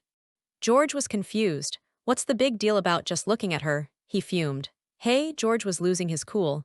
The situation's different from what you said. You said you wouldn't recognize my face, but you remember it clearly. Shut up, George was told. Saya gave a sharp look to George. What, you're too noisy, just shut up. Bate looked on, amused. Oh, they really are a pair, huh? Saya thought to herself, past life, I couldn't remember the faces of people I didn't care about either, so they probably came up with such a ridiculous plan. They think I'm that easy, huh? Introducing George, Saya thinks. This time wasn't just a coincidence, was it? Elizabeth, could it be, miss? A maid enters with a letter. I have received the letter for you, ma'am. Saya was uninterested. A letter. The maid presents the letter. Yes, here it is. This kid seems to know it's good news, huh? The dog whined. That's not it at all. Saya read the letter. This is from Duke Kramer. It's not what the nurse thought, the maid said. The maid was thrilled. What do you think I was thinking? Ho ho ho. He asked me about something related to the word Errol. The maid was swooning. The Duke seems cuter than I thought. At his level, he must know many experts. However, he's asking for Mrs. Help. Saya, however, was more pragmatic. That's true, but I don't think about this job. He's betting on me. Saya's maid gave Saya the documents. I've brought the documents that you needed. Well then, miss, please be careful. Saya calmly replied. Yes, I know. Smiling, Saya prepared to leave. I'm leaving now. Saya rode in the carriage, thinking of her new home. The Duke Kramer's mansion is in a place like this. Saya looked over the documents as the carriage rode on. Before I go there, I should review these documents. The carriage raced into the estate. Why are you here? Said one of the attendants. Miss, are you all right? Said another. Has really, I can't turn back now. Saya thought, determined to proceed. The maid turned to the puppy. Do you know, I'm going to someone very noble's house, so you have to behave, okay? Absolutely no causing trouble or running around. The puppy replies. Woof. A servant was announcing Saya's arrival. The young lady Saya has arrived. A high tower was her destination. This is the Kramer townhouse. Saya gasped at the mansion. Wow, welcome to the Duke Kramer's mansion. A distinguished butler greeted her. I am Reuter, the butler of this place. I'll escort you to the hall, Saya replied. Yes, thank you. The group proceeded through the house. It's beautiful inside too, Saya noted. Please wait here for a moment, Reuter requested. I'll bring him to you. Duke Kramer stepped forward. Duke, thank you for coming. Was there any inconvenience on your way here? Saya made a gesture. Thanks to you preparing the carriage, it was quite comfortable. Duke Kramer nodded. From now on, I'll be the one guiding you. I understand. I'll go ahead now. What I'd like to ask next is, Kramer began, turning to Saya. Look, are you okay? He asked, noticing Saya's reaction. Kramer's nanny was holding the basket. Miss, are you all right? Saya clutched her head. Yes, suddenly I have a headache. It feels exactly like that time. Ah, don't go outside. The nanny shouted as the dog headed out. Saya saw it and yelled. You. The puppy growled and barked. Woof woof, where are you going? What are you doing, you? Saya apologized to the Duke. I'm sorry, Duke. My puppy secretly snuck in. Kramer noticed something. Is that Morph? Not really, it looks similar but different, Saya replied. What on earth is it? Saya wondered. Kramer gasped, hack you. A huge shadow was looming behind Saya. I can't stop it. The puppy snarled, woof woof woof. Kramer intervened. Stop it, Caligo. What was that? It felt similar to Morph but different, Saya pondered. Could it have been like a pair of twin guardian spirits? Kramer quickly recovered and asked, Are you hurt? I apologize. That one doesn't usually act so recklessly. Saya replied, I was a bit startled but I'm fine. Actually, I'm glad to have seen Morph up close, it's incredible. Even so, sorry about that, Kramer said. Oh no, I didn't expect this little one to run off so suddenly. I'm the one who should apologize. Saya held the puppy. No need for apologies but. Kramer was curious. May I hold it? Saya flustered asked, Excuse me, the pup I mean. Oh of course, here you go. What am I even thinking right now? Saya wondered. Kramer studied the puppy. A wolf perhaps. Oh no, it's a puppy, Kramer said. Looks more like a wolf than a dog though. Saya agreed. Does it really? Saya was shocked. Wait, his eyes, they changed again. A fine creature, Kramer commented. Raise it well, it'll be helpful once it's grown. Thank you, I will, Saya replied. It vanished. Is there a specific moment when his eye color changes? Saya thought. Kramer interrupted her thoughts. Let's be on our way, you can bring it along. Yes, thank you. Saya followed Kramer. He's different from what I imagined. In my previous life, based on what Elizabeth had said, I assumed he would be cold and indifferent. But he's surprisingly kind, Saya thought. Walking through the mansion, Saya was in awe. Wow, everything's made of ebony, it's incredible. Kramer stopped. Would it be possible for your maid to wait in the lounge? Excuse me. What I am about to show you must not be leaked for security reasons, Kramer explained. If you're uncomfortable being alone with me, I can call for Reuter. Take a seat and look at this, Kramer instructed, gesturing to a box. Saya wondered, you may open it. A crystal, Saya looked closely. Surely not a diamond, it's a black diamond. A diamond, Saya gasped. Kramer explained. It's a Kramer family heirloom. Take it out and examine its surface closely. Saya held the diamond. It feels cold. The puppy also reached for the diamond. The diamond.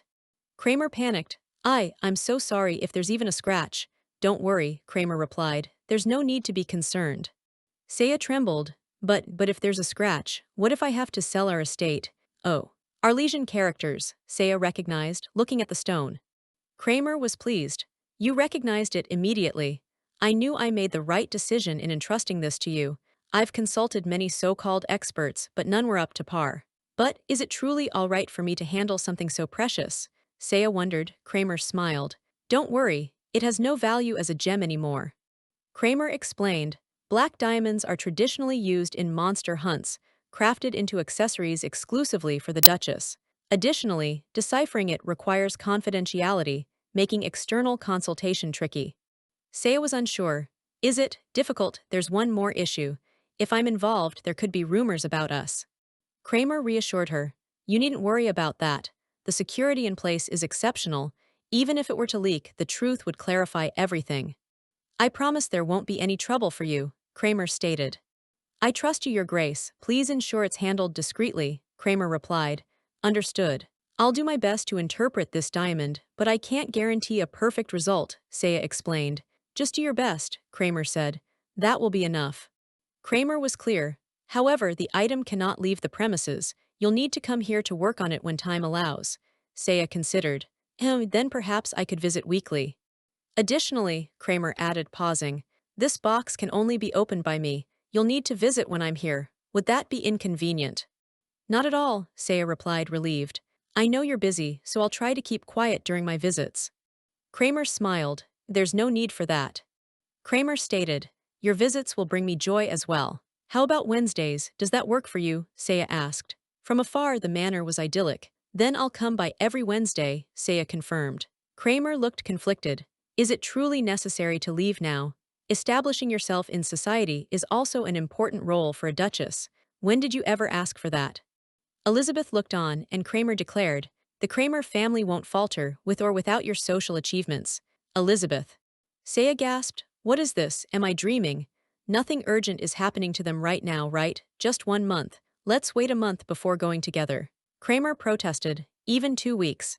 At least stay until the royal banquet, please. Is that your decision? Elizabeth looked surprised. What? Kramer's voice turned cold. Are you choosing to stay in the capital? Saya's eyes widened in fear. I'll take that as a yes. Kramer's voice dripped with menace. If it's what you desire, remain in the townhouse. Wait a moment. Kramer was furious. I hereby restrict access to the Kramer townhouse. Additionally, I will cut the Duchess's household budget in half. Darling. Also forbid the use of the term darling, Kramer said coldly. I have nothing more to say. Kramer concluded. I'm very disappointed that you're already falling short of expectations. Elizabeth was stunned. I regret my past judgment so much. I'd scold my former self if I could. It seems you've misunderstood something.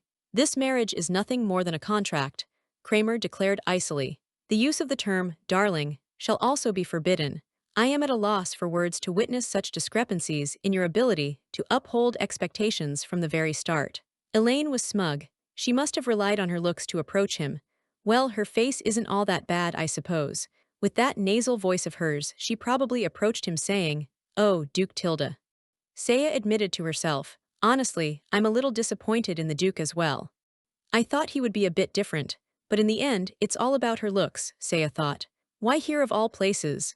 Lady Valdez was also poking around here and there, and now she's caught a big one. Still, if it's Lady Valdez, she might be able to persuade Kramer to open up his townhouse. That's true.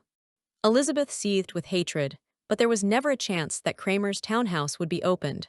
If it's truly a marriage of convenience, what kind of interests could have been involved for both of them? Was there really a reason for Duke Kramer to go along with it? Saina wondered.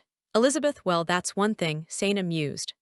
Saina, Saya blurted out, almost as if by accident. Her attendant stared. What are you thinking so deeply about? Are you all right? I'm sorry, Saya replied. Then focus, this is a serious matter, the attendant told her. A serious matter? I've monopolized you for the past few weeks, and I was about to transition to a proper tea party soon. Saya sighed. I don't understand how something like this could happen, Saya admitted. A letter. How could Hevetta Elaine Barnes write on a golden envelope? The attendant asked. To summarize the contents, they will open the Hall of Masterpieces garden in the Imperial Palace to the Millennium Olive Tree. Why us though? Bate asked. That's right, why would they send this to us? There's definitely some hidden motive, the attendant said. Saya mused, really? Did they send it for our benefit? The important part is this phrase. The attendant read the letter. Instead, they request that the next generation of the imperial family be invited to have a time of exchange. Regardless of gender, they hope it will be a good time for interaction. It's the prince, Saya realized. Elaine, do you think that woman might have spilled the beans? Sisters, they're not that close, considering she doesn't even scold her fiancé when she's being early. Isn't it almost 2.5 years? I feel like she'll be replaced soon. I don't like this Hevetta system. If you're royal, and if you're not, you're not. It's too vague, making people play both sides. The guardian lineage must be passed on. If we were to take them all as wives, the royal family would keep growing endlessly. Well, it's true that the royal bloodline is precious. Is this conversation even okay? Saya worried. Then, first we should invite His Royal Highness the Prince and also invite the Barnes family, right? Do we have to invite Elaine's group as well? I don't want that. I don't think we need to invite both of them, Saya said. The attendant proposed. If we go by the term next generation of the royal family, wouldn't it be fine to just invite the princess? Now that you mention it, that's true. Since they couldn't even personally ask to be invited, there's nothing we can do, Tilda. On the contrary, if they don't get invited, their intentions will be revealed later. I really like that idea, the attendant said evilly. Then, Saina's launch will be a tea party at the Imperial Palace, right? The attendant asked. Saya answered. Yes. Bate asked. Are you already nervous? Just act like we do when we meet alone and it will be fine. That's right. If anything goes wrong, just trust us. Thank you, everyone, Saya said gratefully. They really are like friends. A servant walked to Saya. You've arrived, young lady. Nurse. A guest is here, the servant said to the nurse. A guest, Saya repeated. The only person who would come without prior notice. Could it be Lady Valdez? Yes. She's waiting in the parlor, the nurse said. It's the first time since then, Saya thought, steeling herself. Elizabeth greeted her enthusiastically. Hello, Saina. You should have contacted me when you arrived in the capital. Saya was surprised at the warmth. What's going on all of a sudden? Last time, things ended a bit awkwardly between us. I was waiting for you to contact me first. Elizabeth pouted. Weren't you the one who was rude first? Did you have a good conversation with that man? Oh, yes. Saya explained. If it's Lohitan Street, the security shouldn't be that bad. Did you go somewhere on the outskirts? Ah, well, my father doesn't like me painting, so I secretly went to the art supply street. Isn't there an art supply shop on Lohitan too? Saya asked. Elizabeth grimaced. Do I really have to say this? I'm not as wealthy as you, and when I had to buy art supplies with little money, there was no other choice. Elizabeth yelled. The Valdez family isn't exactly rich, but I don't think they're too poor to buy supplies from Lohitan's art shop. Anyway, I'm glad nothing happened. But that man seemed like a noble. Why did he go there? He didn't look like someone who would go to an art supply shop. How would I know that? Saya wondered. That man has no understanding of art at all. Isn't that street the one with the brothels? He may be someone you're grateful for, but just be careful, you never know, Saya warned. He didn't seem suspicious. His manners were excellent and he was handsome. Elizabeth swooned. Saya was amused. So that's your type. I wasn't interested, but do your best. Elizabeth changed the subject. By the way, what brings you here? I heard you've been hanging out with the members of the Millennium Olive Tree recently. I'm really disappointed. You started hanging out with wealthy young ladies, and now you've become calculating and vulgar. So now you've become distant from me, Saya complained. You're only looking for someone from a powerless family like mine when you need something. Wasn't it you I sought out when I needed help? Elizabeth asked. Saya realized she had a point. Bait, you've never come for a simple visit, have you? Even when you came to visit me, you just talked about dresses and left, Saya remembered. Saya reflected. I didn't notice anything strange in my past meetings with Bait. Saya, let's go shopping this weekend. There's a new dress out and let's buy necklaces together. The more time passes, the more certain I am. Do you think I would judge you recklessly? Have you ever asked to meet me first? Are you making any effort in our relationship? Bait asked. Saya was frustrated. Why? After a few tea parties with those young ladies, do I look like a materialistic person to you? The puppy barked. Oh no. Now that I think about it, I've never contacted her first. That's not wrong. Yeah, I didn't pay attention to those things. This guy. Rupert called. Sir Rupert. Elizabeth screamed. Yuli. Get this guy away from me quickly, Elizabeth shouted. Saya pushed the puppy out of the way. Come here. Rupert grabbed the puppy. You brat. Rupert laughed. Gotcha, well done, Rupert. The puppy whined. I'm sorry, I suddenly ran out and I'm just glad Bait wasn't hurt. Elizabeth composed herself. Well, I'll be going now. Saya asked concerned. Sorry, Bait, are you okay? What did you say you came for? Elizabeth sighed. There's a place I really want to go. Will you go with me? Saya was surprised. Sorry, Bait, are you all right? Why did you say you came here again? Oh, there's a place I really want to visit with you. Would you come with me? Elizabeth requested. The timing feels a bit off. All right, let's go together, Saya relented. Elizabeth was relieved. Then I'll send you the details in a letter. I should get going now. Okay, take care. The puppy also barked. Under the moonlight, it was time for action. What's wrong with you? Saya asked. The puppy started whimpering. If you keep acting like this, the nanny might tell me to kick you out. The puppy was reflecting. I wonder where Bait wants to go this time. Saya wondered. Following her or meeting her has never led to anything pleasant. Do you even make any effort in our relationship? Elizabeth asked. Saya sighed. Human relationships are so difficult, woof. Saya petted the puppy. Should I give her one more chance?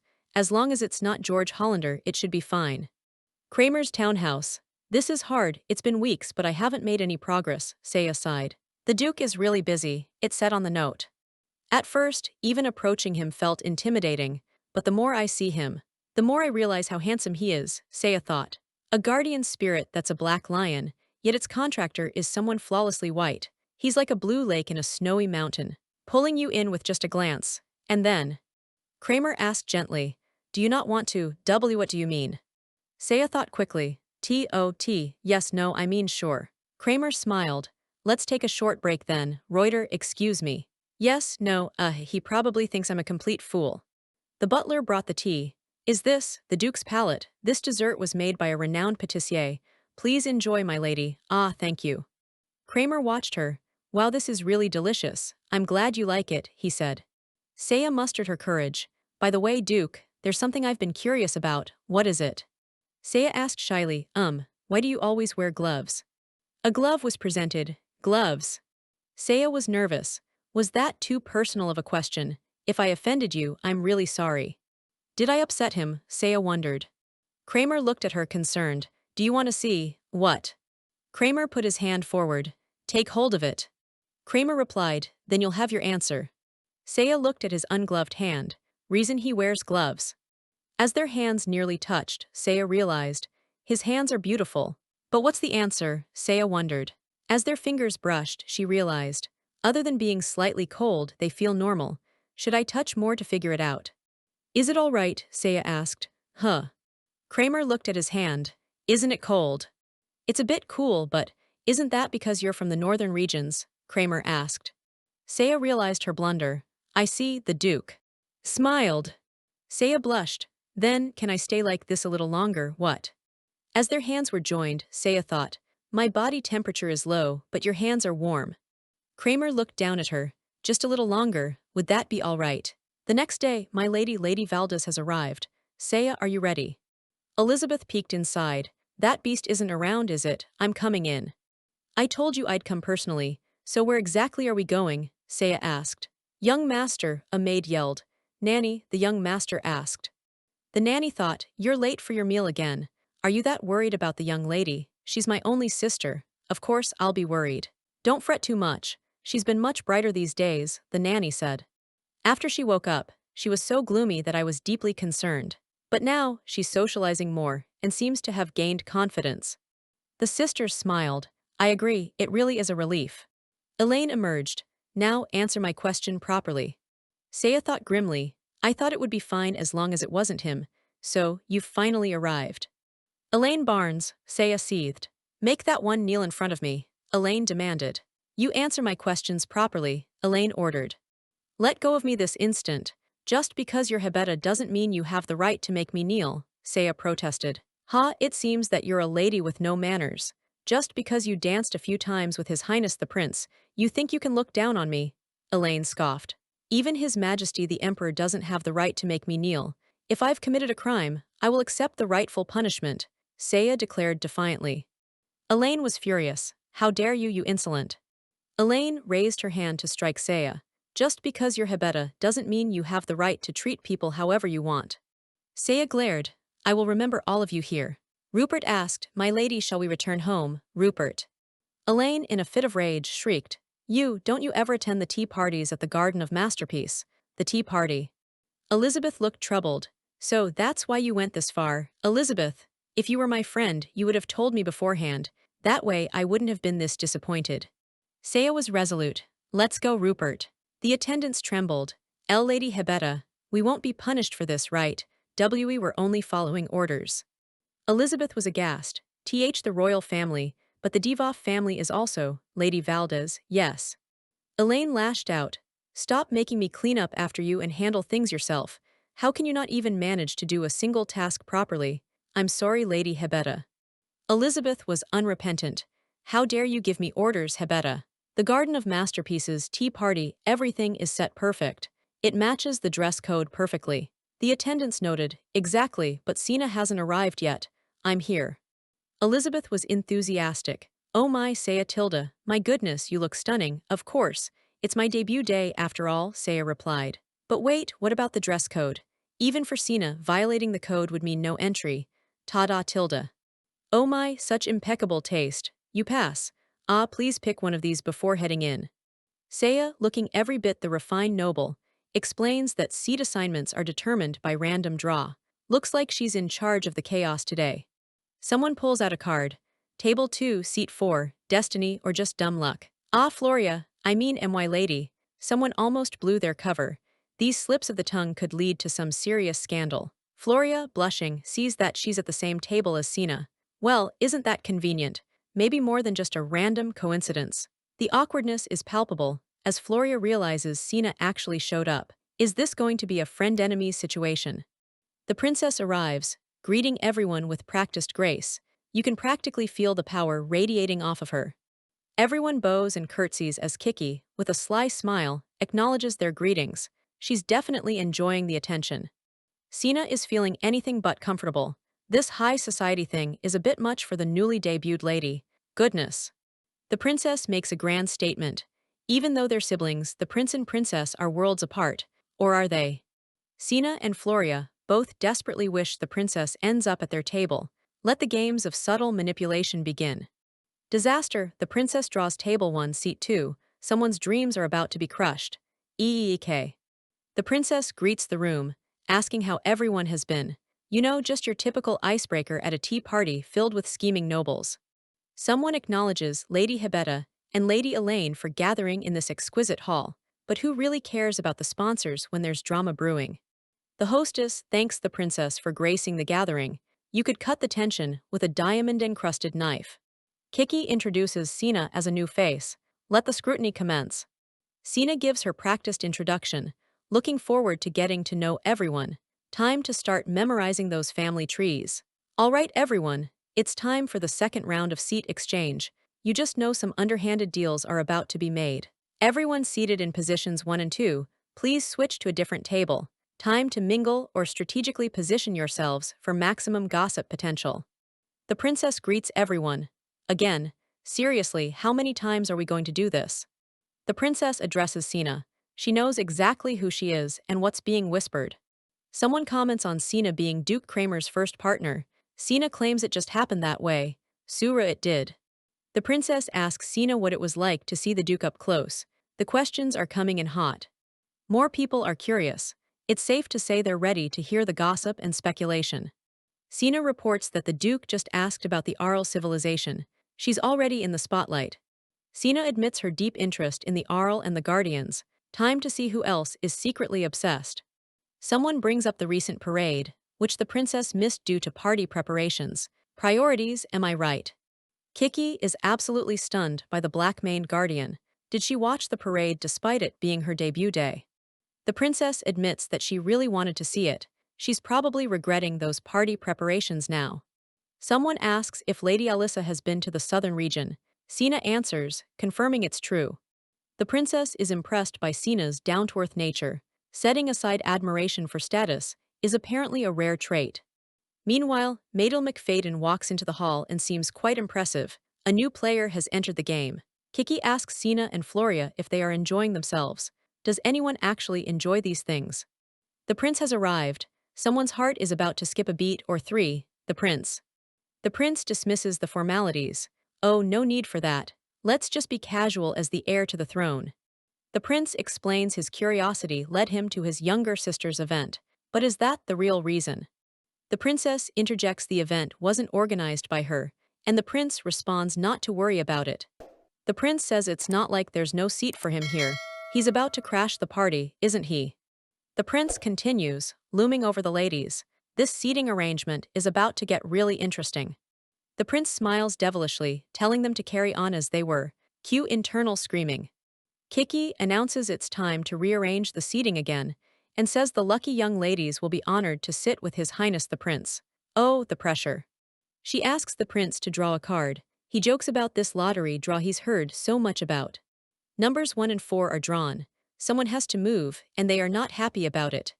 Kiki tells the prince to take a vacant spot. He's about to cause chaos in the most polite way possible. The prince prepared a special gift for the young ladies, and will be starting by taking a seat at this table. This sounds too good to be true. The prince greets Saina and Floria, and Saina responds the pleasure is all theirs. Is it really? Why this table of all places? Saina is probably panicking inside. The prince claims he hopes they'll be pleased with the gift. The prince introduces royal rose tea, a beverage often enjoyed by the imperial family. This is getting fancy. The color of the royal rose tea is so beautiful, and someone is trying it for the first time. Maybe things aren't so bad after all. The prince asks Saina how the tea tastes. She says it's absolutely exquisite, but is it too good to be true? The prince says he'll share a method to enjoy the tea even more. This sounds like trouble. If you just add a tiny pinch of this salt, it will enhance the flavor greatly. The prince's face looks ominous. Saina tries to stir, but the prince does it himself. What is going on? Saina coughs and grabs her chest. Lady Saina, are you all right? Kiki sees that Saina is completely drenched. First and foremost, we need to provide emergency treatment. The prince points out there's a skilled imperial physician in the inner palace. This is escalating quickly. Saina says she'd like to return to House Devof for treatment instead. What is she hiding? The prince insists that if they don't act quickly, it could leave a scar. Saina is insistent she'll be fine. The prince asks why Saina is being so stubborn. The princess suggests heading to the inner palace, for her to change into dry clothes as well. The princess tells Saina to do as she pleases. She then says she'll go with her as well. The prince asks the florid young lady to not worry, and that it's hopefully nothing serious. But is he truly worried? Luckily, it doesn't seem like it will ruin the mood entirely. With the incident over, the prince will be taking his leave. The princess apologizes on behalf of her brother for the incident and says he never received an apology for her brother's mistake. I'm sorry. Sina assures the princess that it's not a problem at all, and she genuinely had a wonderful time. The princess states that she enjoyed their conversation as well, but is this the truth or a mere lie? The princess needs to leave to attend to other matters and allows Sina to rest a little longer before she leaves. Sina says to Saya that she did well today. Saya thinks to herself that Kiki's sister did well today. The next day, at Devof's townhouse, one lady is apologizing to Sina and is so sorry she had requested a visit and that she knows it's early but she had to see her. Sina is seen smiling as she opens the door and says it's fine and welcomes them to House Devof. One of the ladies is surprised to see Kayan. Kayan says it has been a long time. He then apologizes for what happened. Kayan's sister apologizes for Kayan pestering her, and then she tells Sina that she'll guide her to the reception room. Kayan asks Sina if she is sure that she is okay, and she says that it wasn't boiling water and got treated right away. One of the ladies says it's all thanks to Her Highness, the princess. Sina asks why they are all staring at her. One of the ladies compliments her and says her house has incredible desserts. The desserts look absolutely delicious, and the tea is exceptional as well. Sina thinks she must put in extra effort since her close friends are coming over. She also asks if they are friends, and another lady responds and asks her if they aren't friends, then what have they been all this time? The two ladies curse him after Sina got hurt, and then a lady asks what if he wasn't royalty. One lady thinks she really doesn't like him. She then asks how he could summon an unmarried lady to his palace. One lady thanks them all for coming. Another responds saying that it's only natural. Sina says she'll be back shortly. Sina's brother greets the ladies. Sina's brother heard that his sister's friends had come over, so he took the liberty of saying hello and asks for their understanding. He is Kiki's former partner. Kiki flutters the brother is flattering her. Kiki also asks that you didn't come here because you knew I was here, did you? Sina then responds she only came to see her sister's friends and apologizes for interrupting the ladies. The butler then explains to the crowd that a guest has come to see Lady Saya. The Duke has arrived. Sina asks who it could be. Sina apologizes and asks for a moment to be back shortly. Why is the Duke here? More importantly, why did he come all of a sudden? Sina welcomes the Duke. Duke Kramer welcomes Saya to House Devof. Duke Kramer heard she was injured. Duke Kramer heard she was hurt. Sina wonders what she should do. He's too close. Sina asks the Duke to not come too close. You're too close. Careful. Sina is surprised. Duke Kramer says she is still clumsy as ever.